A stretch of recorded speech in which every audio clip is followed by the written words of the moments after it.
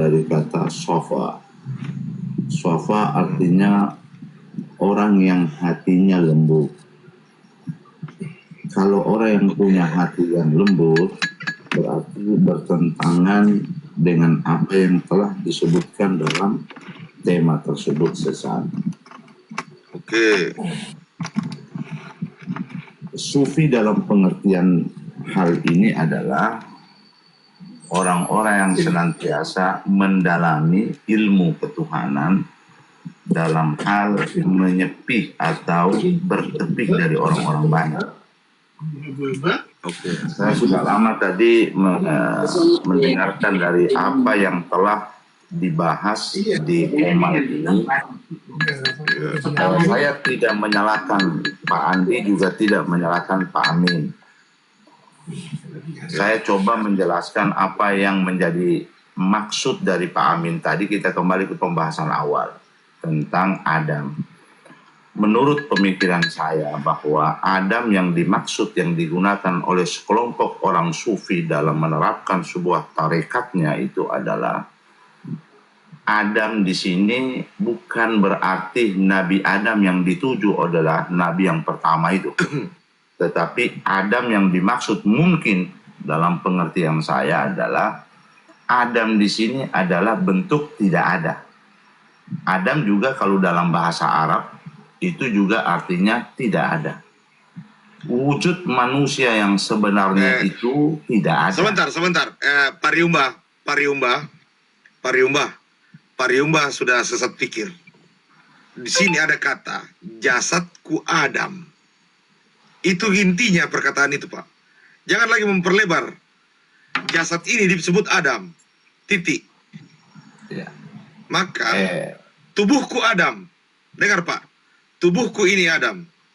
Saya bilang begini, Bapak menyebut kata tubuhku Adam. Saya menyebutnya itu jasad. Ya. Jadi tubuhku adalah jasad. Saya tidak menyebutnya Adam. Pak Andi, orang yang bijak Singkat. itu dengarkan dulu penjelasan orang lain, kemudian dikomentar. Makanya saya bilang begini, Kita Pak. tidak berdebat, Karena Bapak kita sudah tidak menjelaskan berdebat tentang di kata sini. tidak ada. Makanya berdebat, penjelasannya itu tentang tetapi tubuh. Kita hanya menjelaskan, dengarkan dulu dari awal, nanti endingnya bisa kita simpulkan. Kan saya kan Makanya saya batasi belum dulu, selesai Pak. menjelaskan itu. Ya, makanya begini, saya batasi. Saya Iya. batasi, penjelasannya adalah tentang tubuh. Iya. Tubuhku Adam. Jasad. Perbandingan dua kata ini, Pak. Tubuhku Adam dan tubuhku jasad. Perbandingkan saja dua kata ini. Itu maksudnya saya dengan Pak Amin tadi. Iya. Silakan dijelaskan, Pak. Ya, saya tunggu penjelasannya. Iya, jasad dalam jangan dipotong dulu Pak Andi ya. Ya, betul apa yang silakan. antum maksudkan ini betul. Ya, cuman saya ini mau menjelaskan apa yang dimaksud oleh Pak Amin. Tidak boleh kita menyatakan bahwa metode yang digunakan oleh Pak Amin itu juga keliru. Ya, kekeliruan yang kita bilang sama Pak Amin itu berarti kita belum pernah menyalami metode mereka. Andai kata kita menyalami dari awal metode yang diterapkan oleh Pak Amin misalkan, seiring waktu kita akan paham ya. Bahwa yang mungkin saja ya yang dia maksud di sini bahwa jasad atau tubuh entah apalah yang dikatakan itu Adam artinya nggak ada. Memang jasad itu nggak ada pada hakikatnya. Oke, maksudnya tubuh atau jasad mereka katakan itu Adam. Maksud dari Adam itu bukan Nabi, tapi memang hakikatnya tidak ada. Jasad atau tubuh itu tidak ada. Istilahnya tidak ada itu tidak bisa berbuat apa-apa ibarat mayat. Kenapa bisa bergerak? Bukan adanya Tuhan di dalam, tetapi ada unsur sifat Tuhan yang dia berikan atau pinjamkan kepada jasad, sehingga jasad itu sepertinya hidup. Di dalam kitab Tanwirul Qulub itu coba Bapak Andi buka, itu antara ilmu ilmu syariat itu digabung menjadi satu. Syariat itu dalam ilmu tanwir, dalam kitab Tanwirul Qulub disebutkan bahwa apa yang disebut dengan syariat, maka pengarang kitab itu menyebutkan syariat itu adalah mempelajari tentang metode beribadah, kemudian ilmu ihsan. Ilmu ihsan itu diterjemahkan oleh orang lain ilmu tasawuf atau ilmu sufi. Ya. Artinya antara ibadah yang kita pelajari dari lewat pelajaran-pelajaran fikih misalkan, dengan ilmu ihsan, ilmu hati, itu tidak boleh dipisahkan antara keduanya. Beriringan jalan. Ya. Cuman orang-orang di kampung misalkan menerapkan tentang ilmu sufi dengan metodenya sendiri. Pengertiannya seperti apa yang saya katakan tadi, bahwa mereka meyakini Anda punya jasad, hakikatnya tidak ada. Yang ada itu hanya sifat Tuhan yang dia pinjamkan kepada kita, sehingga kita kelihatan bergerak, padahal itu bukan jasad punya perbuatan, melainkan daripada sifat-sifat Tuhan. Ketika satu saat nanti sifatnya itu diambil oleh sang pemilik sifat, maka kita tidak punya sifat apa-apa, alias kita seperti bangkai yang tidak bisa bergerak, ada mata tapi tak melihat, ada telinga tapi tak berfungsi untuk mendengar. Itulah hakikatnya manusia. Maka manusia itu sebenarnya tidak ada. Manusia itu Adam. Manusia itu tidak ada dan kembali menjadi tidak ada pula. Kira-kira seperti itu. Kalau salah, tolong diluruskan Pak Andi. Ya, menurut Pak Andi gimana Pak Andi? Terima kasih Pak Andi. Itu dulu Pak Andi ya. Sebenarnya yang Bapak, ya terima kasih. Bapak ini sedang menjelaskan pembukaan dari kitab fana sebenarnya. Ya, kata tidak ada itu berarti fana. Hilang di situ. Kalau Anda mengatakan jasad itu tidak ada, berarti itu fana. Pertanyaan saya, tidak ada itu apakah dia melebur atau menyatu dengan Tuhan? Pak Runda. Rasulullah SAW dalam konsep ini, ketika kita beribadah, baik itu dalam berzikir atau ketika kita sholat, dia hanya menjelaskan tentang kata khusyuk wal khudu, di mana ada ketundukan, ada kepasrahan di dalamnya. Kenapa Rasulullah tidak pernah mengajarkan konsep fana kepada kita? Apakah itu satu yang harus kita temukan sendiri? Atau memang ada kesalahan yang dilakukan Rasulullah sampai umatnya hari ini itu membahas tentang konsep fana dan melupakan konsep yang dia ajarkan kepada kita dalam hal khusyuk wal khudu? Itu kadang saya bertanya pada diri saya sendiri ya, dan para ahli-ahli thariqat. Sebenarnya apa yang diajarkan oleh nabimu? Apakah dia mengajarkan kau sholat adalah sampai fana? Atau berzikirlah sampai fana? Atau dia bilang kau sholat dengan khusyuk? Atau kau sholat atau berzikirlah dengan khusyuk? Ini satu pertanyaan mendasar bagi saya. Kenapa saya tidak mau belajar tentang konsep fana? Bukan berarti saya tidak bisa melaksanakannya. Itu sesuatu yang saya lakukan jauh sebelumnya. Jadi saya juga bisa bercerita bahwa begitu saya berzikir, saya melihat jiwa saya keluar. Tapi bagi saya berkesimpulan bahwa bukan seperti ini yang hendak diajarkan oleh Rasulullah kepada saya. Saya cukup pada konsep bagaimana bisa khusyuk, bisa bagaimana dengan tenang. Ya. Cuma begitulah ya. Karena apa? Ternyata kesejatian itu adalah kembali kepada sunnah dari para Rasulullah SAW. Saya hanya belajar tentang tazkiyatun nafs, bagaimana mensucikan diri sebagaimana yang dilakukan oleh Hasan Al-Basri misalnya, dengan mencoba untuk berperilaku zuhud, berperilaku wara. Ya. Jadi tidak sampai fana. Saya hanya berusaha untuk khusyuk.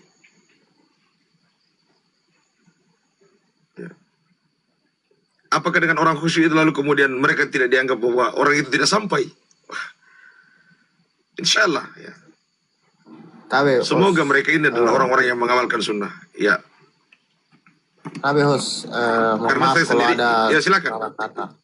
Saya mau pamit ini, Om Amin juga ya. Saya pamit, Om Rumbai. Ya, Assalamualaikum warahmatullahi wabarakatuh. Ya, silakan. Waalaikumsalam warahmatullahi wabarakatuh.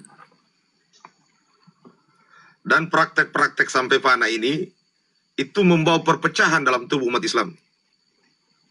Karena kemudian apa yang dilakukan oleh Bayasid, penemu konsep fana di dalam Islam ini, itu sampai diusir 7 kali keluar dari kampungnya. Itu adalah satu hal yang membawa kita pada pertentangan hari ini. Bahkan sampai sekarang kita masih bertentangan tentang konsep fana itu. Jadi yang membuat kita pertama kali bertentangan itu adalah Bayasid itu. Ya, kita langgengkan sampai sekarang. Sudah 1400 tahun. Bertentangan terus tentang fana. Karena pada hakikatnya menurut saya, konsep fana itu sejalan dengan konsep nirvana-nya orang Buddha. Maka saya hanya pada sampai kata khusyuk. Ya. Ketika orang membahas tentang fana, saya terjemahkan kata khusyuk saja. Tidak berlebih-lebihan. Baik dalam hal zuhud, saya tidak meniru zuhudnya orang Buddha atau orang Hindu. Seperti yang dilakukan oleh orang-orang yang ada di Khurasan atau di Kufah. Ya, paling tidak, saya menyebut diri bahwa saya mengikuti daripada zuhudnya Hasan al-Basri. Dan mengikuti cintanya Rabi' al-Adawiyah. Ya. Jadi ketika ditanya, siapa gurumu? Sekalipun mereka tidak pernah bertemu dengan saya, tapi saya belajar tentang konsep mereka. Ya, semoga ya sampai juga pada apa yang mereka ajarkan lewat buku-buku ya. Halo, Assalamualaikum Bang. Waalaikumsalam warahmatullahi wabarakatuh. Bisa bertanya sebentar Bang? Ya silakan. Abang tadi menyebut zikir, kafir, ya kan? Apa makna daripada zikir dan kafir itu Bang? Abang bertanya teori atau abang bertanya sesuatu perilaku? Zikir itu adalah mengingat Allah Subhanahu wa taala dengan khusyuk wal khudu, dengan ketundukan dan kepasrahan. Ya, selesai sampai di situ. Kemudian kafir itu adalah orang yang menolak akidah Islam ini. Ya. Jadi ketika saya menyebut orang Kristen itu kafir, orang Buddha itu kafir, orang Belanda itu kafir, ketika orang Aceh menyebutnya, seperti itu definisinya.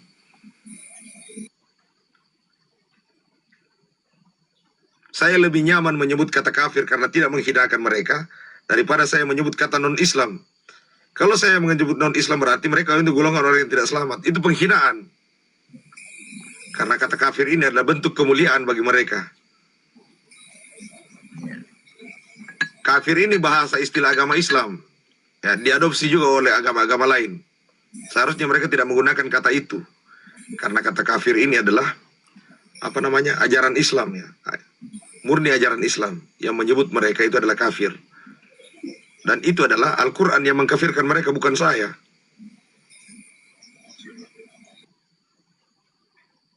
Terus Begitu Bang Kansas. Abang itu tahu Islam atau kafirnya seseorang itu, sedangkan Islam atau kafirnya seseorang itu prerogatifnya Tuhan. Lah, saya tahunya dari kitab suci. Qul ya ayyuhal kafirun. Saya tahu dari perilakunya.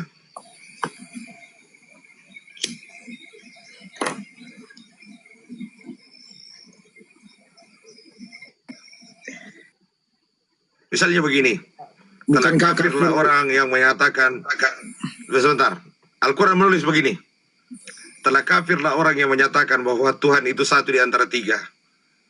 Berarti orang yang menyatakan Tuhan itu tiga kafir. Oh ya, artinya orang yang kuliah ayuhan kafirun ya. Bang. Oh bukan tertutup. Kata kafir di sini menunjuk kelompok. Kan Kafir itu bukan kafir ya. Dengar, kafir di sini itu bukan kafir dalam bahasa Inggris. Kafir di sini adalah kata bahasa Arab. Kalau penutup atau tertutup itu kafir, bahasa Inggris itu.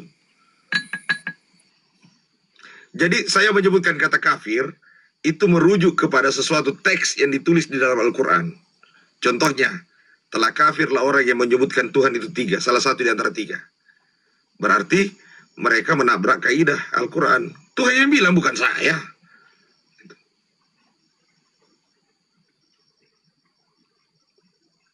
Kitab suci yang bilang, bukan saya, Bang Kansas. Nah, kalau menurut mitologi itu kan kafir itu artinya tertutup, Bang ya. Saya tidak tahu soal itu, tapi mau tertutup, mau terbuka, tidak ada urusan saya dengan itu. Kata kafir itu ada di dalam Al-Quran dan pelakunya disebut jelas. Ya, yang saya tanyakan itu Jadi kan yang dimaksud kafir adalah mitologi, Bang. begitu. Secara bahasa metodologinya Al-Quran, saya menyebut kata kafir itu adalah sesuatu yang tertulis dalam kitab suci saya. Jadi saya mengikuti petunjuknya. Oh, ternyata kafir itu adalah orang yang menyembah selain daripada Allah Subhanahu wa Ta'ala. Jadi itulah kafir. Soal definisi, ya banyak orang mendefinisikan.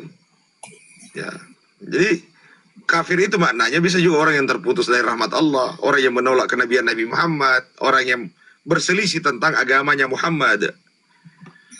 Itulah yang disebut kafir. Bukan saya yang bilang ya. Ini teks murni dari Al-Quran. Bukan saya, bukan pendapat pribadi saya.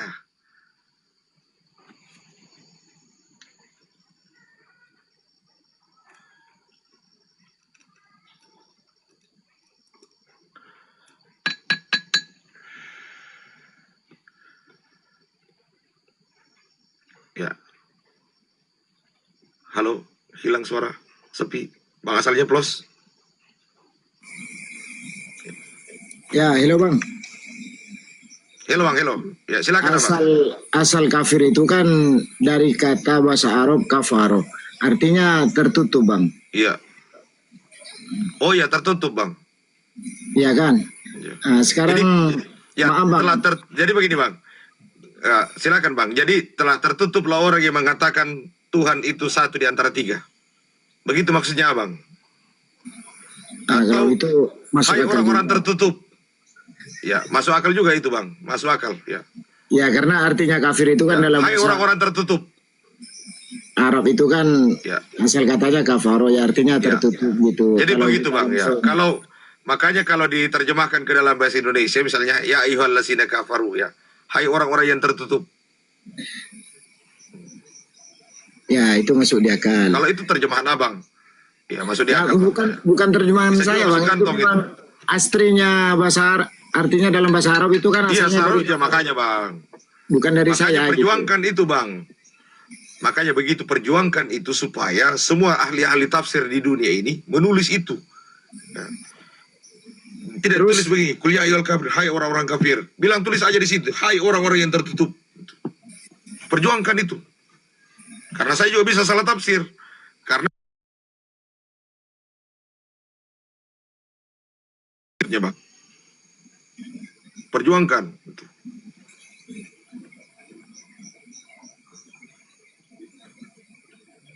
Ini lagi, Bang. Apa? Mau nanya asal Yang mana lagi Bang? Ya, yang mana lagi? Ya silakan Abang. sebelumnya saya minta maaf, Bang. Yang namanya orang nanya ini kan nggak tahu, Bang ya. Oh iya. Saya Apa juga makna coba-coba itu? cari jawab kalau saya tahu. Apa makna daripada sholat itu, Bang? Masya Allah. Tidak ada maknanya Abang. Ya. Karena sholat itu adalah perintah. Namanya perintah tinggal Anda laksanakan. Kemudian di dalamnya itu ada bacaan. Seharusnya Anda paham apa yang dibacakan. Kalau dia bilang Allahu Akbar, berarti kau tahu Tuhanmu maha besar. Bagaimana kebesarannya? Tentu kau akan melihat ciptaannya. Karena sesungguhnya sholat itu adalah pekerjaan yang kata lillahi ta'ala. Ya, yang dikerjakan karena semata-mata kita ketahui bahwa itu adalah perintah. Maka kita menjalankannya sesederhana itu. Tata caranya, ya contoh dari Rasulullah. Kalau mau tahu caranya, silahkan Anda pelajari sifat sholat Nabi. Banyak penulisnya. Ya, karena ada banyak mazhab di sini. Semuanya benar. Ya. Bagaimana caranya Rasulullah sholat, Bang? Caranya Rasulullah sholat, abang bisa kita temukan dalam kitab-kitab mazhab. Jadi berbeda-beda. Ada apa namanya? Karena Rasulullah kan sholat tidak satu kali. Kadang Ya, ada orang yang melihat dari belakang, dari samping, cuma sekali. Sehingga mungkin bahkan sampai itu yang membuat dia sekarang berbeda-beda. ini, Tapi tidak ada perbedaan. Ya. bahkan sampai sekarang ini, kenapa bisa jadi diperdebatkan di antara imam yang 4 tadi, Bang, tentang sholatnya Rasulullah itu gimana? Oh, imam yang 4 ini tidak pernah memperdebatkannya, Bang. Mereka melaksanakannya dengan keyakinannya masing-masing. Karena imam yang 4 bilang begini, ketika saya salah, ikuti temanku yang lain yang 3. Begitu. Jadi tidak pernah ada perdebatan tentang sholat ini. Anda mau kunut atau tidak, ya tidak pernah berdebat. Berarti sholat Karena sudah ini tidak ada artinya, Bang, ya? Oh, masa tidak ada artinya, Bang? Itu perintah Tuhan. Nah, Abang Berarti bilang kalau kau tadi, tidak laksanakan, kau melanggar perintah Tuhan. iya, Abang tadi bilang sholat apa yang diperintahkan di dalam Islam itu kan secara spiritualnya. Terus makna sholat itu apa gitu? Ya. Tidak ada maknanya, Bang. Sholat nggak ada Sholat bagi maknanya. saya itu tidak ada maknanya. Oh, yang nggak saya terjemahkan, Bang, saya tidak tahu. Pokoknya itu adalah perintah, saya laksanakan. Saya percaya bahwa Rasulullah SAW menerima perintah sholat. Ya. Jadi dalam sholat itu saya laksanakan sebagaimana dia laksanakan. Nah, cuma memang ada penjelasan-penjelasan. Cuma ada penjelasan-penjelasan, Abang. Bahwa seperti innas salata tanha 'anil fahsya'i wal munkar. Dan sholat ini adalah sesuatu hal yang sesungguhnya akan dihisab pertama kali. Rasulullah katakan kalau baik sholatnya, maka ya selanjutnya amal-amal yang lain pasti baik. Itu. Jadi itu saja yang menjadi dasarnya kenapa kemudian saya melaksanakan sholat. Saya juga membaca padilahnya, Bang. Bahwa ternyata sholat itu padilahnya bisa diampunkan saya punya dosa, bisa membawa ketenangan, bisa dipakai untuk alat olahraga, bisa dipakai untuk apa namanya kesehatan. Jadi begitu saja, Bang, kalau saya. Tidak sesulit yang orang bayangkan sampai harus berpikir macam-macam. Sholat itu perintah, tinggal laksanakan gitu. Tidak perlu saya bilang bagaimana melihat Tuhan di dalam sholat, tidak.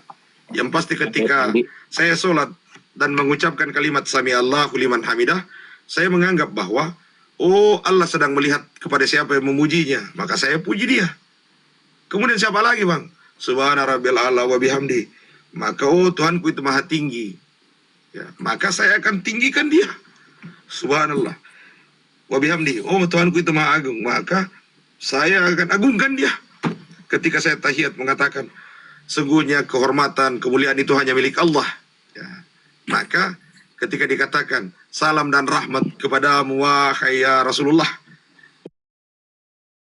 Oh iya, Rasulullah mendoakan saya. Assalamualaikum ya ayuhan nabi warahmatullahi wabarakatuh. Assalamualaikum wa ibadillahis sholihin. Lalu dibalaslah, Allahumma salli ala Muhammad lali Muhammad. Jadi seperti itu salat itu, Bang. Jadi tidak ada maknanya. Sesuatu itu tidak perlu dimana-manai, tinggal dilaksanakan berdasarkan perintahnya. Dan kita bisa memahami apa yang kita baca. Sehingga benar-benar kita bisa bersikap khusyuk dan khudu di dalam sholat itu. Karena bagaimana caranya kita bisa mencapai derajat itu kalau kita tidak tahu apa yang kita baca. Kita tidak pahami hakikatnya. Jadi sesungguhnya orang yang melaksanakan sholat itu adalah orang yang benar-benar bisa memahami hakikatnya. Sehingga dia bisa melaksanakan itu dengan segenap keyakinannya. Oke. Jadi orang sholat itu, Bang, maknanya adalah Anda sedang berhakikat. Nah, ketika Abang sholat, apakah Abang merasa sholat? Iya, Bang, soalnya saya merasa. Karena itu adalah saya sedang bertransaksi dengan Tuhan. Dari mana Abang bisa merasa diri Abang yang sholat, sedangkan pergerakan dan diamnya itu haknya Allah? Dari mana Abang? Sedangkan kita dipinjamkan 7 sifat. Dari Saya nggak tahu, Bang, ya. ilmu hayat sama basor Begini, kalam Bang. qadirun. Bang, Oh, saya tidak tahu, Bang, ya. Bahwa Tuhan itu punya kehendak. Itu saya juga dikasih kehendak bebas. Oleh karena itu saya boleh memilih gerakan. Saya mau boleh bebas memilih dengan tangan ke bawah atau tangan terlipat di depan dada. Terus Jadi saya tidak tahu karena semua itu sudah Allah berikan kepada saya. ya, Dan semua yang Yang diberikan saya kepada saya tanyakan- itulah yang saya pertanggungjawabkan. ya yang saya tanyakan apakah abang merasa sholat? Ya iyalah. Oh iya bang, saya merasa sholat, saya sudah jawab. Kalau saya tidak merasa sholat, tidak mungkin saya berdiri. Lalu mengatakan lillahi ta'ala, saya lakukan ini karena Allah. Ya, itu secara syariat. Saya harus lakukan itu dengan sadar. Bukan secara syariat. Ini hakikat bang. Yang saya jelaskan ini hakikat. Itu baru syariat, Bang. Oh ya iya, syariat bagaimana? Ini hakikat bang. Oke. Kalau saya tidak menyadarinya adalah sebagai kebenaran, jangan Abang- dulu sabar. Saya jawab, sabar. Hakikatnya di mana? Kalau saya tidak menyadari ini sebagai sebuah perintah yang wajib saya laksanakan, maka saya akan kerjakan asal-asalan. Karena hakikatnya saya menerima ini adalah sebuah perintah, di mana ada syarat dan rukunnya yang saya pahami dengan ilmu saya yang Allah berikan kepada saya. Maka saya lakukan itu sesuai dengan hakikat yang saya temukan. Jadi jangan bilang ini cuma sekedar syariat. Saya berdiri. Hakikatnya saya sedang melaksanakan perintah Allah. Selesai di situ. Jadi jangan bilang saya tidak bersedang berhakikat. Ini syariat. Oh tidak. Bukan Tidak itu. sesederhana itu bang. Bang. Itulah hakikatnya. Kok bagaimana? Terus begini bang. Hakikat sholat itu menurut abang apa? Nah, Kalau bukan itu hakikatnya. Nah, tolong abang jelaskan apa hakikatnya sholat itu. Jadi begini. Kalau abang itu masih Hakikat sholat ya. ya begini. Jadi kalau sisi hakikat, kalau abang itu masih merasa abang itu yang sholat, maka syirik di situ, Bang. Jadi Betul. tunggu. Pertanyaannya begini. Kalau abang tidak merasa sholat, lalu siapa yang sholat? Inilah letaknya kepanaan dan keakuan tadi. Ah, itu benar-benar bang. Wah, itu masalahnya abang. Kalau Kalau orang abang- panah, abang, Ya, tidak makanya merasakan dirinya sedang sholat, berarti orang gila. Bang, itu kan Kenapa? secara Orang hakikat. gila memang tidak diwajibkan sholat. tak Begini, tanya Bang. dulu bang. Orang gila itu bang, tidak Jadi diwajibkan begini. sholat. Tidak terikat hukum gitu. Jadi secara Bang hakikat sendiri aja nggak tahu apa arti itu sholat. Jadi begini, tidak ada sesuatu yang berhendak. Kok saya dibilang tidak tahu arti sholat? Halo, Begini. halo. Bang, arti Katanya sholat saya itu tidak apa tahu sih arti bang? sholat. Saya sudah bilang sholat itu perintah.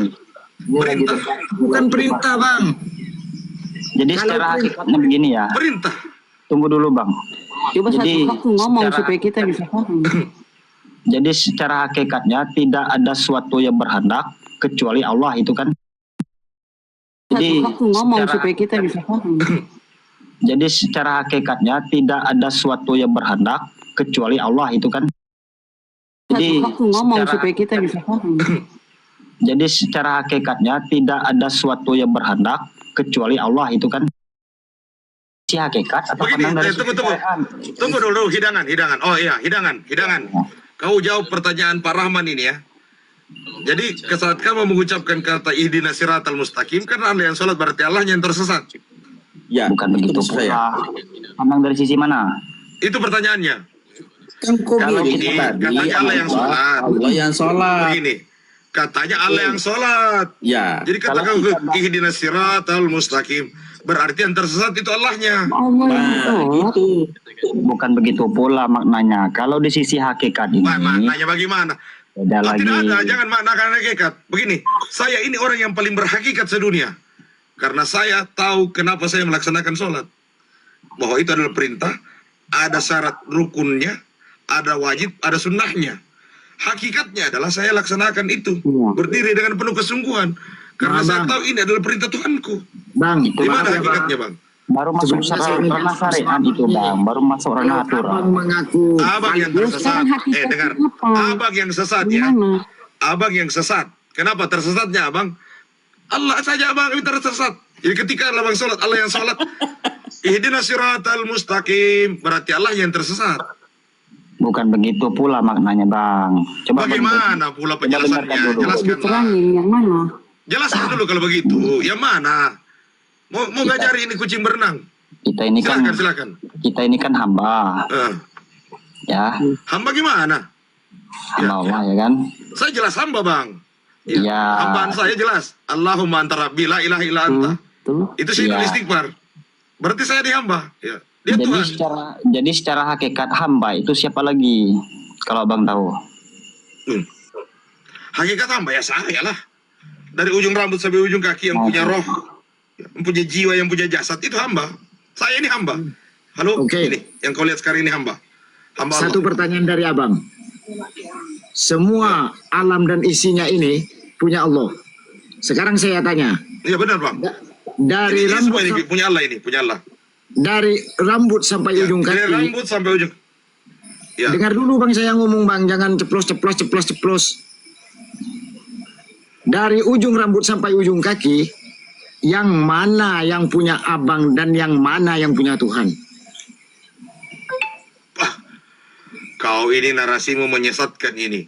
Kau Bukan, bilang di Bang. atas langit dan bumi semua adalah Maka- ciptaan Allah, masih bertanya yang mana punya saya? Yang punya Ini abang yang botol mana? apa pertanyaanmu itu? Berarti Loh, abang ini makanya bang Kau belajar bilang yang lagi. ada di langit dan di bumi. Abang tadi mengaku hakikat Sebentar. sedunia. Kau Paling botol ini sedunia. pertanyaanmu. Botol. Iya makanya saya bilang begini. Pertanyaanmu, yang ada di langit dan di bumi beserta segala isinya termasuk manusia ini punya Allah. Masihkah kau bertanya kepada saya? Yang mana punya aku? Nah, terus kenapa kamu mengaku tadi? keakuan masih Lah, mana melekat. saya mengaku? Mana kemelekatan Ya, seperti apa? penontonnya lu, banyak Kata lu. kemelekatan itu ada dalam bahasa Hindu. Kata kemelekatan itu bahasa agama Hindu. Jangan-jangan kau ini pengangkut agama Hindu mau ajari orang Islam sholat. Nah, makanya bang bertauhid dulu bang. Tunggu dulu, tunggu dulu, dengar dulu. Wis. Kau membawa kata kemelekatan. Kemelekatan itu ada dalam bahasa Hindu. Tahu enggak kau istilah Hindu dalam kemelekatan itu?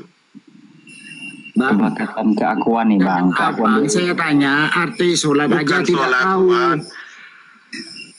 Dua narasimu sudah saya patahkan. Kau mengatakan langit dan bumi beserta segala isinya ini adalah milik Allah. Lalu kau bilang yang mana punyamu? Bah, botol pertanyaanmu itu. Orang semua sudah milik Allah kok. Karena Kau masih kamu bertanya tadi begitu lagi. mengaku. Karena kamu tadi mengaku. Mengaku. Apanya yang saya akui? Ini kalau dia- Yang mana yang saya akui? Ah, Bang. ini Yang mana yang saya akui? ketika saya sholat, saya Ini ranah hakikat paling tinggi nih ya.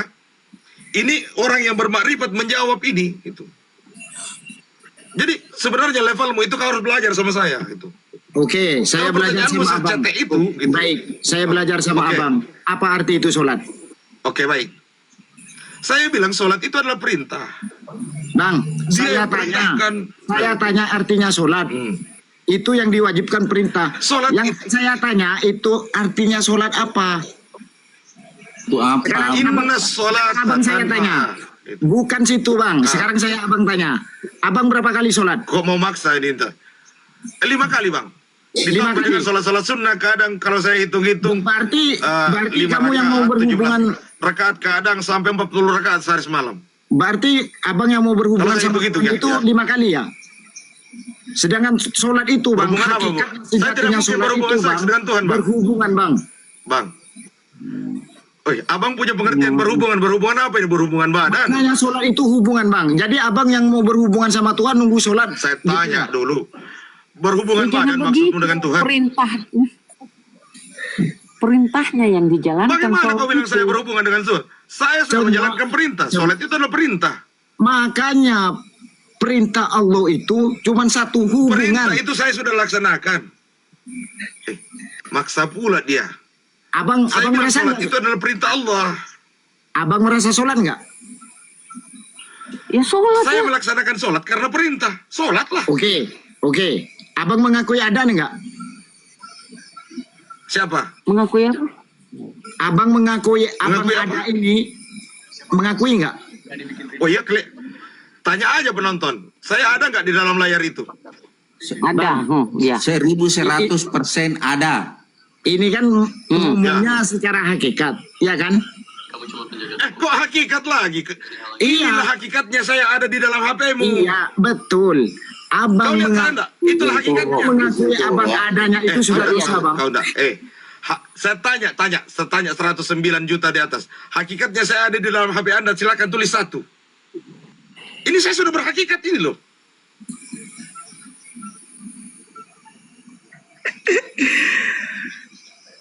Ini inilah bang, kalau kemelekatannya masyarakat Halo, kan? bang. Kemelekatan apa? Coba Istilah kita agama dengar Hindu, apa kemelekatan itu maunya ini orang. Coba kita dengar. apa maumu gitu kan? Sekarang kan ya, Assalamualaikum. tiap hari orang azan, ya kan? Satu saja ini. Habis ini sudah saya mau turun. Kalau bisa jawab. Assalamualaikum. Selamat malam semuanya. Sholat itu apa artinya, saya Bang? ingat ya. Kau bawa istilah agama Hindu di dalam agama saya. Dengar sebentar Sambon. Hari ini kau tanya-tanya saya, kau bawa bahasa kemelekatan itu bahasa agama Hindu yang kau tanyakan dalam agama saya sebagai orang Ini, Islam. yang saya Kau tanya tahu nggak? satu, Bang. Kata kemelekatan dalam sebentar. Kau tahu enggak Yang kata sholat kemelekatan itu itu lahir dari mana? Kata kemelekatan sholat, itu Bang. kata dari duka. Memahami bahwa Yang sholat tidak itu, ada Bang. diri yang permanen. Dengar dulu penjelasannya kalau mau dengar. Kata duka itu adalah kemelekatan. Apa maksudnya dalam agama Hindu? Memahami bahwa tidak ada diri yang permanen. Seseorang akan melepaskan keakuannya menyebabkan penderitaan. Loh, saya tidak menderita melaksanakan sholat. Saya ada. Laksanakan sholat atas Assalamualaikum. perintah. Oke. Satu lagi, Bang. Habis ini saya turun. Assalamualaikum. Selamat Ya.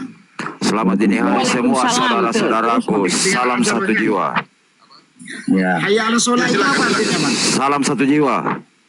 ya. Sebentar. Hayya Salam. ala Ada, salat. tolong di. Artinya apa? Halo, Samburi, tolong di. sabar. Anda ada gilirannya Anda. Ini. Pertanyaan terakhir dari kan saya jawab. Apa itu sholat? Apa itu hayya ala salah? Jadi itu adalah panggilan muazin untuk melaksanakan sholat secara bersama-sama, berjamaah namanya. Artinya, Bang, arti dari hayya ala sholat itu. Mari kita melaksanakan. Mari Kamu bego, kita apa? melaksanakan sholat. Bang, mari itu, Bang. Hayya ala Abang, sholat itu panggilan. makanya, Bang, maaf, Bang, ya. Mari itu Abang berhenti. kalau bisa Mari belajar itu sholat berhenti sama dalam bahasa Nabi Jawa. dulu, Bang, sebelum ke sini. Hayyun itu, Bang, artinya Nabi, hidup. kau yang salah. Kalau mari itu bahasa Arabnya ta'al itu mari, Bang. Hayya ala sholat itu. Oh, so ilmu nahu dia. Dia Bukan tak so tahu ilmu Marekot nahu, Bang, ini. tapi- Gila ini. Dengar kau, kau dengar ini di dia, masjid Bang, yang tak? harus Abang Ketika itu ada pahami. itu adalah bagian dari panggilan salat. Hayya ala sholat. Itu panggilan supaya kamu salat berjamaah bersama. Karena sudah waktunya kita melaksanakan perintah Tuhan kita. Yang saya tanyakan tadi kan Marekot pula artinya kau bawa daripada nahu hayya Arab ala ke sini. sholat, Bang. Udah, pertanyaan terakhirmu saya sudah jawab. Sudah selesai kau. Pertanyaan terakhir sudah saya jawab. Silakan Mbak Sambori. Assalamualaikum. Ya, silakan. Assalamualaikum semua. Salam satu jiwa. Waalaikumsalam warahmatullahi. Salam Salam kenal. Sambori Sampetarung. Sambori Petarung, Ya. Putra Makassar yang penuh dengan lumpur dosa. Mantap. Sama-sama Putra Makassar. Bagaimana kabar semuanya? Alhamdulillahirrabbilalamin. Alhamdulillah, masih luar biasa nikmatnya ya. Orang Makassar semua sini kah? Oh tidak, ada orang Jawa, ada orang Madura. Tidak semua, ada Ji. Kumba. Ada orang Bugis. Oke, oke, mantap. Sambori itu senang sekali. Tadi Bang Biar Hidangan beda-beda itu Bang suku. Andi. Masih Tunggu dulu, ada yang mau satu-satu diomong? dulu, tunggu. Saya dulu ngomong, saudaraku. Oke. Apal. Nah, tolong dulu diam dulu. Ini kita memakai etika dulu di sini. Tolong kalau aku diterima. Halo, suku boleh berbeda, Bos. Ya, silakan, Agama Sambori. boleh berbeda. Tapi kalau dia beretika, berakhlak, bermoral, memanusiakan saya, ayo kita bersaudara. Oke? Oke. Kita bersaudara Kita baru saja. masuk kan. Ah, Iya, Tadi jangan. aja belum ngomong. Ki. Enggak, saya lagi ngomong ini. Oke, kalau begitu saya turun. Agama ndak boleh berdebat. Ya, assalamualaikum. Waalaikumsalam. Jadi tolobul ilmi itu penting gitu. Jadi kita di sini sedang tolobul ilmi. Sekalipun suaranya kasar, ya pahami aja. Ini sudah setelan pabrik, ya gitu. Jadi ketika ditanyakan tentang orang berhakikat itu belum sampai apanya yang tidak sampai. Ketika saya menjelaskan tentang hakikat, sebenarnya orang yang melaksanakan sholat fardu secara berjamaah itulah orang yang melaksanakan paling hakikat. Dan orang yang melaksanakan sholat fardu secara berjamaah di barisan paling depan di belakang iman dalam shaf, itulah para sufi. Karena pengertian sufi itu begitu. Mereka bukan sufi sesat. Sufi sejati adalah orang yang melaksanakan sholat berjamaah di belakang iman ketika panggilan hayya 'alas shalah tadi sudah dikumandangkan di masjid. Ya, silakan. Siapa lagi yang mau bertanya? Hafal Quran hadis. Assalamualaikum warahmatullahi Tenang ngafir ke. Waalaikumsalam Bang warahmatullahi wabarakatuh. saudara semua. Marang liane. Ya, Lihat Bang Andi. apa ini? Langsung Sehat, ditapelet. sehat. Apa ini Mbak Zikra? Apa silakan Mbak Zikra? Apa hal yang mau ditanyakan? Mau seneng ngafir iki prinsip yang Sopo sing ngapir-ngapir ke? nyenengan kok senenge debat apa maneh to. Opo ngomong opo sampean? Aku ora pernah ngapir-ngapir ke orang. Aku Yen. ngapir ke karo Quran. Yen isi kotor Quran hati takone akal sampean. berarti nyenengan Bang. Nek kok kuwi Bang. Quran yang menulis begitu, saya cuma menerjemahkan aja. Makanya Bang, kau harus berjuang. Ganti itu tafsir. Kalau kau bilang kul ya ayyuhal kafirun, artinya di situ hai orang-orang kafir. Maka ganti hai orang-orang yang tertutup. Ganti kalimat itu. Suruh turun tafsir Al-Bayan, tafsir Al-Manar, tafsir. Pokoknya semua buku kitab-kitab tafsir dalam bahasa Indonesia itu ganti kalimatnya. Protes itu. Bisa Jangan tulis tafsir kata tapi kafir di situ. lakone kurang sesuai ki aduh. Tapi tertutup. Bang apa jangan bahasa Jawa lah, bahasa Indonesia aja. Kita nggak ngerti Anda bahasa kalau daerah. nggak suka ya tuh jangan Pribadi. jangan Jangan pakai bahasa Jawa lah. Bahasa Indonesia. Ya. Jadi sejatinya seperti itu ya. Tanya egois. Ya. Jadi begini Bang, kalau menurut aku Bang, yang salat itu kebesaran Allah Bang. Kalau abang iya. mengklaim abang itu Lupa yang yang sholat kebesaran Allah Bang. Tunggu dulu. Yang sehat akalmu atau tidak? Itu Allah Nah. yang perintahkan kita. Terus di mana Allah yang sholat? Sholat itu adalah perintah Allah. Terus ketika kamu berdiri sholat, Allah yang sholat. Di mana Berarti- korelasinya? berarti Presiden abang- perintahkan menteri. Berarti menteri bekerja, yang bekerja itu presiden. Gimana logikanya Bang?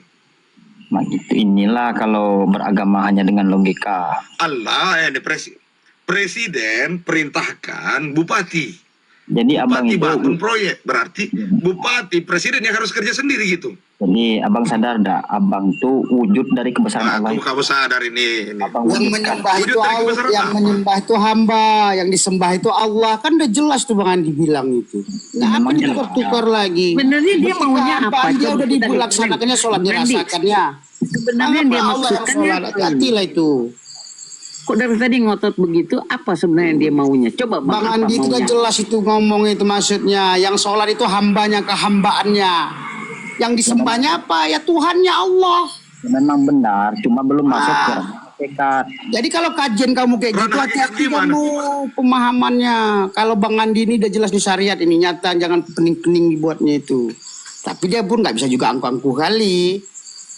Nah, Pernyataan bilang yang- itu, pernyataan itu udah jelas. yang memutuskan Saya dengar dari ada bawah pun udah jelas. ada- Punya komen yang enggak aja kadang itu. Selalu ada aja tuh. nafi dan isbat ya kan. Jelas Itu, nggak? Cik, kamu kita pengajian itu pengkajian. Jadi kalau pengkajian pahammu, ya. Ya, nggak bisa kok Ya, tapi bahkan kalau di syariat itu jelas tahu. saja, nggak usah putar-putar pening orang. Makanya Saya Dia bingung jelas, kau itu. waktu dia sholat itu dia tuh sebagai hamba, ya pengabdiannya dirasakannya, dinyatakannya kebesarannya, nikmat Tuhannya. Maka Jadi dia yang- nggak bertuhan sembarangan, udah jelas itu. Tidak ada nikmat yang lebih indah ketika saya menyadari kehambaan saya lalu saya mengatakan Maha Suci Tuhanku yang Maha Agung. Saya ini hamba dan Engkau adalah Tuhanku. jadi Kau tidak sufi, mungkin berada dalam saya. Itu. Saya ini sufi sejati. Saya ini sufi modern, bukan sufi klasik. jadi ngapa sufi dibilang sesat, perusak akidah? Maksudnya orangnya atau sufinya? Jadi begini, tahu nggak kau? Ajarannya namanya tasawuf, orangnya namanya sufi. Apakah kau meyakini bahwa semua pelaku tasawuf itu benar? Ya memang tidak benar. Apakah yang yang ahlul sunnah itu benar? Jadi begini, dengar dulu ya Pak. Pelaku ahli sunnah itu juga benar juga. Tasawuf itu jalannya, metodenya. Pelakunya disebut sufi. Apakah kau merasa bahwa semua pelaku ini itu adalah orang yang benar semua?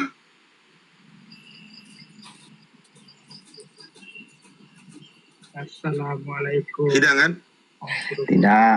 Benarkah bahwa semua pelaku tasawuf yang ada di dunia ini itu adalah orang yang benar semua? Tidak. Tapi pelaku yang tasawuf. Maka orang yang tidak itu adalah, maka pelaku yang kau katakan tidak itu adalah perusak akidah. Ya, tapi di sini definisi tulisannya ini sufi sesat, perusak akidah, seolah-olah sufi itu yang sesatnya, orang sufi itu yang sesat. Itu Bagaimana kan kalau koma. kalimatnya begini? Semua yang mempelajari sufi itu sesat. Ya, Paham nggak teksnya? Semua yang mempelajari sufi itu sesat. oh. Semua yang belajar tasawuf itu sesat. Sekarang begini, sufi sesat, perusak akidah. Ya, jadi maknanya ini Kan udah begitu. Paham? berarti orang sufi itu sesat. Ya bukan begitu Bang. Itu kan ada koma sufi sufi sesat, yang perusak sesat, akidah. Perusak Akidah. Sebenarnya Sufi yang itu. sesat, dia itu perusak akidah. Itu kan begitu maksudnya. Sufi yang sesat, Oh. perusak akidah. Ya. Dikirain dari tadi menyalahkan orang sufi itu sesat. Enggak, Ya, sufi ya, Anda yang sesat, salah lihat. Sufi sesat, perusak akidah. Perusak akidah. Nah, Sebenarnya Bang Andi ini mempeluruskan sufi. Sebenarnya kata sufi ini sangat terhormat nih sebenarnya. Iya. Cuman dia menjelaskan oknum jika perusak akidah. Sufi ini sebenarnya bukan sembarangan sebenarnya ini. Bukan orang sembarangan. Mereka Bukan, ini yang makanya Bang Debat saya tahu. Mulia sufi ini karena saf yang paling depan. ya, pejabat koruptor. Bukan sembarang sufi ini. Pejabat korup. Bahkan makam-makam Perusak sufi ini negara. cuman namanya di Contoh. dunia. Namanya di dunia ada ridho, ada nggak ridho. Jadi kalau orang hanya melihat sufi itu dari bagian kulitnya saja, tanpa dasar ilmu yang sangat dalam, di sini ya Bang Andi terangkan maksudnya. Sufi ini mulia, sebenarnya nggak bisa dikatakan sesat, makanya Abang berdebat ini gergentar kan? Nah, Sufi ini dikatakan karena Sufi ini nggak main-main ini. dikirain sufi orang Tapi banyak sufi-sufian pakai Begitu ya. label. Maksudnya sufi Kan sesat, satu Jadi tipu begitu. orang. sesat, Begitu Bang. perusak akidah. Oke, sebentar Bang Aryo. Cukup ya. mereka Bang itu Hidangan, berat. cukup ya. Lain kali jangan bawa-bawa kata kemelekatan di dalam kumal saya. Karena di sini ini kumal Islam. Kata kemelekatan itu jelas sumbernya. Sudah jelaskan tadi, kata kemelekatan itu dipelajari dalam agama Hindu dengan bahasa dukkha. Jadi ini kumal Islam. Istilah-istilah agama asing jangan bawa ke sini. Maksudnya begini, Karena sebenarnya saya menyebut kau sesat, makanya saya akan menyebut kau sufi sesat karena kau membawa istilah-istilah agama Hindu ke dalam agama Islam. bukan Kau masalah. mencampur ajaran Islam ini dengan ajaran-ajaran agama Hindu. Tidak mencampuri Makanya kamu sesat. Islam dengan agama Hindu. Yang berhak mengklaim sesat itu siapa, Bang? Lah, kata-kata istilah-istilah yang mengklaim Tidak sesat diklaim, itu ini adalah lagi orang-orang. Jadi kalau kita menghakimi Tidak. orang-orang itu sesat, maka kita sudah Oh, saya menghakimi orang. ini tidak menghakimi Saya Bang, kan menghakimi itu kan orang nggak karena mengerti bahasa perilakunya. deh. Lagi Saya berbicara sedang tentang menjelaskan seorang perilaku. sufi. Sesat itu hukum. Jadi di balik hukum itu ada yang kuasa hukum. Al-Hakim Saya bicara namanya. sama orang ini Bang Andi, dia nggak dewasa Kamu belajar berpikirnya. Al-Quran enggak? Kamu belajar Al-Quran enggak? Saya Ya, sedang menjelaskan tentang hakikat sufi di dalam perspektif Al-Quran dan Sunnah. Hmm. Tahu enggak Jadi judulnya? Saya selama menjelaskan hakikat sufi Kadang- dalam perspektif Al-Quran dan Sunnah. Bukan Kadang-kadang hakikat juga sufi begini, berdasarkan Bang Andi. pikiranmu. Kadang-kadang orang baru belajar tasawuf belum mateng, masih dangkal-dangkalnya udah ngomongnya kayak orang udah pinter gitu. bukan seperti itu juga, Pak. Lah itu bahasanya kamu nggak bisa bedain gimana. Sufi Karena- sesat bukan berarti Bang Andi menuduh Sufi itu sesat. Lagi menceritakan bahwa Sufi itu kalau sesat itu Ya. merusak akidah orang. Iya benar. Jadi Itu benar. ahlul, Ya. jadi yang mengaku ahlul sunnah, semua ahlul sunnah itu bagaimana? Sesat semua. Oh, kau tuh Jadi mana yang halus ini? balik ke sana ngapain kita lagi? Nah, ini Susah. kan Kalau Bang- Kamu tahu ndak? Kamu tahu ndak siapa Ya. pendiri Ahlus Sunnah? ya Tahu ndak Rasulullah, siapa kau? Kau Rasulullah. tahu siapa? Akidah Asyariah itu siapa? Mm-mm. Akidah Syariah itu siapa? Abu Asyariah. Orang yang menganut akidah Asyariah di Indonesia paling banyak. Mereka dikenal sebagai Aswaja, Ahlus Sunnah wal Jamaah. Paling banyak di Indonesia. Mereka itu adalah orang-orang NU. Tapi kan akidahnya kan masih Abu Asy'ari. Orang-orang dengar dulu. Tidak ada hubungannya dengan Asy'ari, walaupun dia pendiri. anak kecil Kalau saya Bang bilang, Andi. sebenarnya NU itu berdiri setelah beberapa 10 tahun lebih, baru berdiri namanya NU. Muhammadiyah duluan. Mereka datang dengan pendidikan modern yang diadopsi dari sesuatu yang sumber dari luar. Ketika Kiai Haji Ahmad Dahlan berjalan ke negaranya orang, dia lihat sistem pendidikannya orang ini luar biasa majunya. Akhirnya diadopsilah itu ke dalam Indonesia dalam sebuah gerakan bernama Gerakan Muhammadiyah. Setelah lebih 10 tahun, dilihat, wah, ternyata ada gerakan yang sangat besar. Lalu berdirilah untuk menyaingi Muhammadiyah, berdirilah namanya NU. Paham kau sejarah itu enggak? Pendirinya itu adalah yang kau sebut namanya tadi itu. Abu Asy'ari. Ada dua perbedaan mendasar di mereka. Muhammadiyah itu menganut sistem pendidikan modern. Kalau NU ini berbasis pendidikan tradisional, bercampur dengan tradisi. Makanya Muhammadiyah mengajarkan pendidikan modern, NU mengajarkan tentang basis Islam yang mengadopsi tradisi. Lihat keduanya kurikulumnya pasti berbeda. Muhammadiyah itu tidak mengajarkan tentang bagaimana caranya orang menjadi ilmu kebal, bagaimana tentang berperilaku spiritual yang baik. Tidak ada di Muhammadiyah itu mengajarkan orang belajar tenaga dalam. Tidak ada di Muhammadiyah itu mengajarkan tentang kitab apa macam-macam seperti yang aneh-aneh untuk belajar kesaktian dan segala macam. Itu perbedaannya. Makanya kau mengatakan tasawuf itu sepertinya hanya untuk sekedar mencari ilmu kesaktian, berkedok ilmu hikmah, padahal sejatinya mereka sedang belajar ilmu sihir terkadang ya. Mohon maaf kalau saya bilang begitu. Perhatikan aja pesantren-pesantren. Murid-muridnya diajar tenaga dalam, ilmu kebatinan. Tasawuf itu Maka saya bilang, mencari keretakan hati, Bang. Membuang Apa? sifat itu pria pada diri itu. rendah hati sekali kau belajar ilmu tasawuf. Belum Tasawuf mateng itu dia, ilmu masih perang. baru. Mau dibersihkan Tasawuf dulu. itu ilmu perang. Jiwa ini kotor, Tasawuf itu Bang. bukan cuma bicara pembersihan hati. Tasawuf Ini itu anak belajar masih ilmu soal perang. Membersih Nah, sifat. jadi kalau belum paham bagaimana tasawuf belajar ilmu perang, itu dipraktekkan oleh Pangeran Diponegoro, Seyusuf. Di seluruh dunia ini mempraktekkan bahwa ternyata tasawuf itu adalah strategi perang menghadapi musuh-musuh Islam. Kita persiapkan diri untuk menghadapi perang masa depan. Itu tasawuf. Sejatinya tujuannya. Jadi bukan cuma sekadar kau bersihkan hatimu, bersihkan jiwamu. Pantas aja.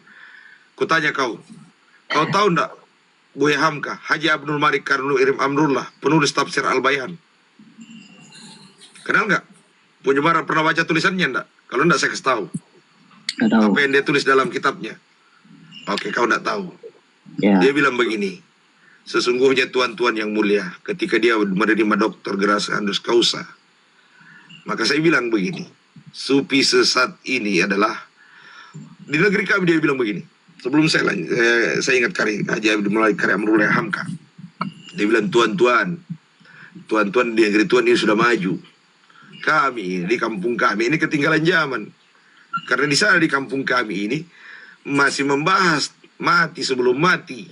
Sementara di tempat Tuhan ini sudah menjelajah ke sana kemari, bahkan menjajah bangsa-bangsa. Jadi mereka sibuk dengan masih mutu antara belum mutu. Artinya apa? Orang tasawuf ini sudah terjebak dalam pemahaman sehingga mereka tidak belajar lagi soal ilmu pengetahuan. Tidak belajar lagi keluar bersosial media, bersosial di masyarakat. Sehingga apa? Hubungan antar mereka itu semakin lemah. Mereka kuat secara batin, tapi lemah secara ekonomi, lemah secara teknologi. Karena tasawuflah itu sumber kemunduran peradaban kami. Ya, jangan salahkan, jangan bilang Buya Hamka itu bukan orang bertasawuf, karena dia menulis banyak buku-buku tasawuf. Ada tasawuf modern, ada sejarah perkembangan tasawuf di Nusantara. Banyak lagi buku-bukunya yang lain. Bahkan dia menulis Tafsir Al-Bayan di dalam penjara.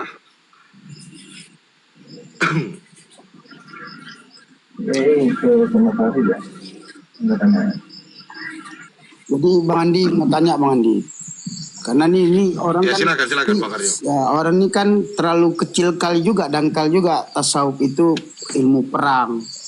Tasawuf ini sebenarnya luar biasa Bang. Dasar tasawuf itu Bang, ya bisa dikatakan tasawuf itu jangan lihat kulit orang tasawuf. Emang tasawuf ini apa? Oh. Tasawuf ini kan berakhlak dengan Allah, berakhlak dengan makhluk, bukan ketinggalan saya, zaman. Bang, Nah, itu kan kalau saya cuman- Bang Aryo, ya. kalau saya Bang Aryo, saya jelaskan begini. Dengan bertasawuflah saya rela mengorbankan harta diri dan nyawa saya. Amin. Bahkan saya sudah menghadapi peperangan dengan itu. Dengan Amin. bertasawuf maka jiwa saya tidak pernah ragu. Bahkan dengan pedang berkilat di depan mata. Ketika maka- senjata tidak. Maka dengan tasawuf ini saya meneguhkan keyakinan saya. Dengan tasawuf ini saya berani menantang penjara. Saya sudah di penjara dengan itu. Dengan tasawuf inilah saya mengumpulkan banyak orang untuk melawan ketidakadilan, kezaliman. Saya mengumpulkan orang dari kampung ke kampung, saya berjalan dengan modal tasawuf itu. Amin Bang. Itulah buah dari tasawuf yang saya Ya. peroleh. Sehingga tidak ada keraguan bagi saya untuk melakukan sesuatu. Hanya dengan bertasawuflah, maka di kampung saya ini, ya, satu kabupaten di kampung saya, bahkan sampai ke kabupaten tetangga, mereka tahu bahwa yang namanya Andi Mapasomba ini tidak mudah disogok orangnya. Bahkan dengan duit miliaran pun dia tolak. Ya, duit miliaran ini coba dia bikin bola. Ketika dia ditawari iming-iming seperti itu. Itulah tasawuf itu. Insya Allah. Dengan jalan tasawuf ini saya istiqomah di atasnya. Ya, doakan saya dengan itu. Amin, Itu yang amin, sudah Bang. berjalan ya. Amin Ya, Bang. karena ke depan Tuhan itu punya rahasia. Saya mohon doanya semua. Jadi tidak sesederhana itu tasawuf, hanya penyucian jiwa. Dengan tasawuf ini saya banyak minum darah teman-teman saya. Amin Bang. Dan Dengan itulah- tasawuf ini saya berani bermain bola, menjadikan kepala orang sebagai bola. Jadi jangan dikatakan bahwa saya ini bukan orang yang tidak sampai. Oh, tunggu dulu bos. Saya lebih memahami tasawuf daripada yang kau pikirkan. Bukan berarti Betul, saya betul, seorang betul. yang Maka sombong saya dengan bilang- tasawuf itu tidak. Maka saya bilang tasawuf ini bukan main-main. Enak aja orang-orang bilang orang tasawuf. Tasawuf orang ini tasawuf. bukan ilmu main-main. Nah itu. Pastilah dasarnya hati yang bening. Makanya Hati.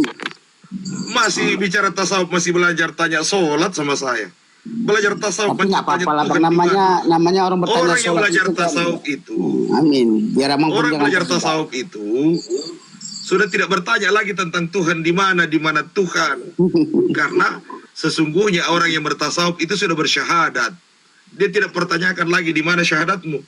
Orang yang baru belajar Islam lah yang masih bertanya-tanya tentang Tuhannya di mana. Tuhannya bagaimana? Berarti orang itu masih diragukan syahadatnya. Kalau dia masih bertanya tentang Tuhan. Kalau saya tidak. Amin. Saya sampai pada satu keyakinan Tuhan itu ada. Selesai sampai di situ. Saya sudah Mudah-mudahan ada dalam begitu, dunia Bang. tasawuf. Seperti abang-abang ginilah yang menduduki ya negara kita menjadi rahmatan lil alamin. Ya, tapi itu tadi Jangan-jangan duduk makom ujub Ini bang. di bawah. Diri. Di bawah ini ya. Oh, tidak ada masalah dengan itu. Ujub, sombong, angkuh segala macam tergantung urusan kita dengan Allah. Sebab ujub itu lebih halus dari yang halus. Tergantung niat kita. Tapi begini Niat bang. saya kan abang adalah hebat. Sungguh pun dibilang Sampai ujuk, begini, Bang. bilang gini. niat Itu kan suka saya ini tantang sama adalah abang. koreksi, ujian. dakwah, dan ini di TikTok ini bagian dari saya untuk melakukan jihad fisabilillah. Saya tidak bisa jalan-jalan ke rumah orang. Tapi di sini saya yakin saya sudah mendatangi rumah 118 orang rumah yang saya datangi dimanapun mereka berada. Pada saat yang sama saya berada di dalam 119 rumah malam ini dimanapun mereka menonton video saya. Artinya apa? Saya telah menggandakan diri saya menjadi 19. Saya lebih hebat daripada Al-Ghazali. Saya lebih hebat dari Syekh Abdul Qadir Jailani. Syekh Abdul Qadir Jailani cuma ada 17 pertempuran. Saya ada di 119 pertempuran sekarang. Di sini sedikit aja lah. Bahasa abang tadi kan buat orang gegregetan. Masih Tentang ujub ini, keyakinan Bang. ya. Jadi kan kalau sedikit aja bisa orang sombong. Sudah lebih baik daripada imam. Kau bilang saya sombong? Sudah Enggak, lebih itu Saya maksudnya sedang perasaan berpikir. orang yang timbul. Tentu sabar abang. Ya, abang yang bijaksana, perkataan abang itu yang menimbulkan sangka dan berargumen dengan ilmunya, pengetahuannya. Ya bang. Makanya Tapi aku abang masih yakin, marah ketika alhamdulillah. saya bilang saya lebih lebih baik dari Syekh Abdul hebat Qadir dari Al-Ghazali atau Syekh Abdul Qadir Jailani ketika dia berdakwah. Kalau Syekh Abdul Qadir Jailani itu cuma ada di 17 tempat dalam satu medan pertempuran. Dikabarkan seperti itu ya. Kalau saya tidak, kau saksikan sendiri bahwa saya ada di 108, 109 pertempuran. Aduh. Yang saya hadiri. Kau dan saya ini sedang bertempur.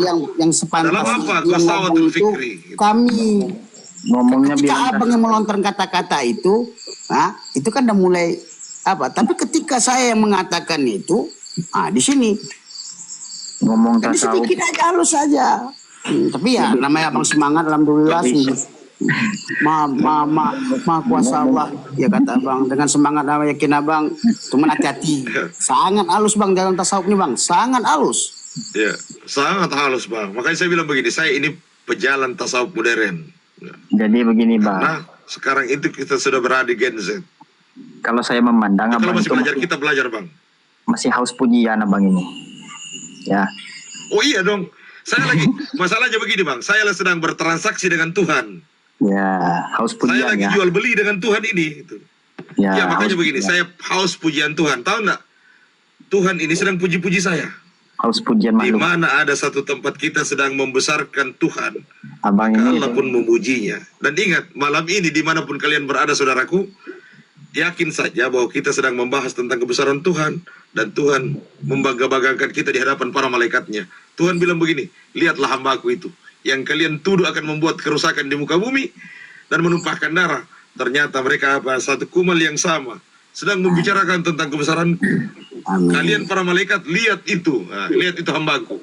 Tapi kan begini juga. Maka hamba Ya, ini abang akan hati-hati, Bang. terlihat Bang. seperti kita memandang bintang-bintang di langit. Jadi malaikat di langit itu sedang melihat kita seperti kita